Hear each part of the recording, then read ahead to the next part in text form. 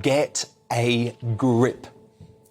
I agree with that powerful front page message from the Daily Mail newspaper today to the floundering new Prime Minister Liz Truss, who promised to be the Iron Lady reincarnated for 2022, and then U-turned the moment the pressure from the political establishment and the MSM became too hot to handle.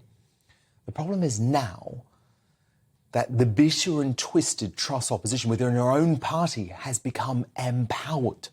They know she's weak. They're betting she'll give in to pressure again. And they're disgracefully prepared to neutralise her bold agenda and render our new PM politically impotent. The biggest snake in all of this is Michael Gove. Yes, there he is. The constant thorn at the side of Tory leaders, who was part of the push to depose Boris Johnson, but now wants to depose his replacement after less than a month. The plotting sacked cabinet minister who first backed Kemi Maidanok and then switched to Rishi Sunak in a failed bid to keep Truss out of number 10 was key to the humiliating climb down over slashing the top tax rate to the same level as during Tony Blair's government.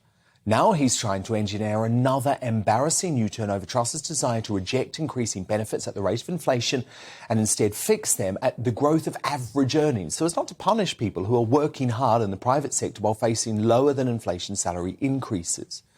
Today it was left to the Home Secretary Suella Braverman to suggest Gove and his fellow snakes are staging a coup against the PM. I understand the reasons why. Ultimately, I'm very disappointed that members of our own parliamentary party staged a coup, effectively, and undermined the authority of the Prime Minister in an unprofessional way. We are one party. The Prime Minister has been elected she's got a serious mandate to deliver. She did talk about tax cuts very extensively all throughout the summer in a pretty exhausting process. Pretty clear. She's doing what she put on the tin, and to mix my metaphors, but we should be supporting her, and I'm very disappointed, to say the least, by how some of our colleagues have behaved. Amen to Suella Braverman, by the way, because this is a coup.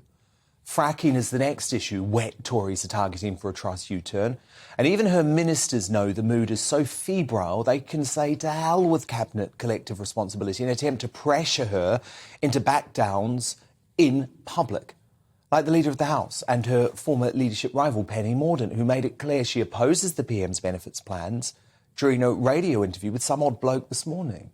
Do you think that benefits should rise in line with inflation? I have always supported, whether it's pensions, whether it's our welfare system, keeping pace with inflation. It makes sense to do so. So that's what I voted for before, and so have a lot of my colleagues. But we do need to look at where we can make efficiency savings, just because of the cost challenges on those department budgets. Yeah. So to quote the far too realistic political comedy The Thick of It, this is now an omni-shambles, because not even Truss is providing loyalty to her Chancellor Kwasi Kwarteng, who is taking the fall for the botched top tax rate cut announcement. Watch. I've heard you not answer the question about whether you trust your Chancellor, given the scale of the mistake that you say he made. Are you sure you don't want to say you trust your Chancellor? I work very, very closely with my Chancellor. We're very focused on getting the economy growing. And that's what people in Britain want. We're facing difficult economic times. We're seeing rising interest rates around the world, very serious issues with energy prices and inflation. And we've acted decisively. If you remember, people were facing energy bills of up to £6,000. We put in place the energy price guarantee. The average household won't have to pay more than around £2,500. And what we're focused on is getting on with the job. You still haven't said you trust your Chancellor. So odd. I cannot get my head around that.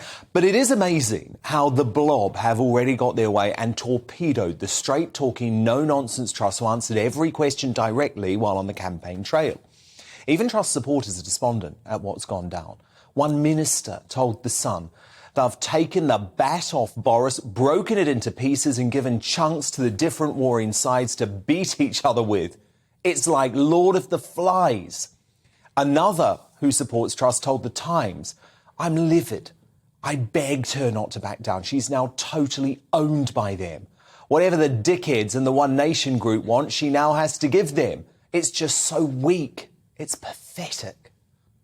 I have to be honest, I fear that unless Truss returns with a blistering conference speech to electrify the base and reassure the country tomorrow morning, then the dark forces attempting to force her out of office after less than a month will only get stronger. As the Daily Telegraph's brilliant Christopher Hope wrote today, with Boris Johnson barely a month out of office, this party conference feels like a circus where the ringmaster has gone missing and the lions have eaten one of the acrobats and are starting on the second. And make no mistake, that is bad for democracy and bad for Britain.